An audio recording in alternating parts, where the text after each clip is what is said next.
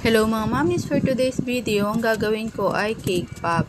Bali, ang size nga pala nito or 25 grams yan. As in nakasukat or 24 grams pala, sorry. Yung cake mismo, per tatlong coat yan siya ng chocolate. Dark chocolate yung unang coat and then yung white chocolate yung second coat. Tapos yung pinaka final coat niya, ayan yung may mga kulay na. Ano to, as in super rush talaga to, parang late afternoon nag-inquire si customer, sabi ko before 6 p.m. alas 5, yan nag-inquire siya kasi na-cancel yata yung kausap niya, hindi doon nagpaparamdam.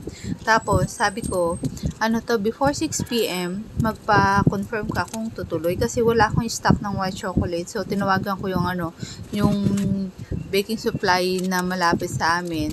Alas 8 daw siya magko-close. So sabi ko, sige 6 p.m. magbigay ako ng deadline kay customer. Eh hindi siya nagbigay na nagpa-ramdam. Sabi ko, siguro canceled na. And then pagdating na alas 8, pag-una si customer, buti ka mo, tinawagan ko agad-agad yung baking shop. Buti na lang bukas pa sila. Kaya ayun, kahit paano naihabol ko na kababili.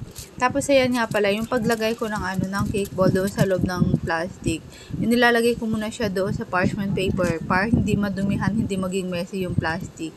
Saka ko siya isinisilid sa loob, diba? Yan, ganyan, no? Para hindi siya ganun messy. So, pag diniretso mo yan siya ipasok, mahirap siya ipasok, tapos messy. Nilagyan ko siya ng cling wrap nga pala yung hawakan. Hindi ko na dapat tatanggalin yan, kaya nasabi ko, sige, tanggalin ko na. Para sakali kasi hindi siya madumihan ba, nung naglalagay ka ng chocolate, pwede kasi, di ba, napaka-sticky ng chocolate. Pwede siya madumihan. Kaya nilagyan ko ng cling wrap. Tapos, ito na nga. So, nabalot ko na siya lahat. 30 pieces lang naman siya. I think jungle yung team ni customer. Kaya ganyan yung kulay niya.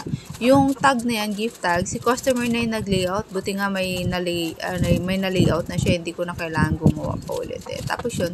So far, umabot naman ako on time kay customer. Natapos ko din siya kahit na super rush. So, yun naman, mami. Salamat sa inyo. Paalam.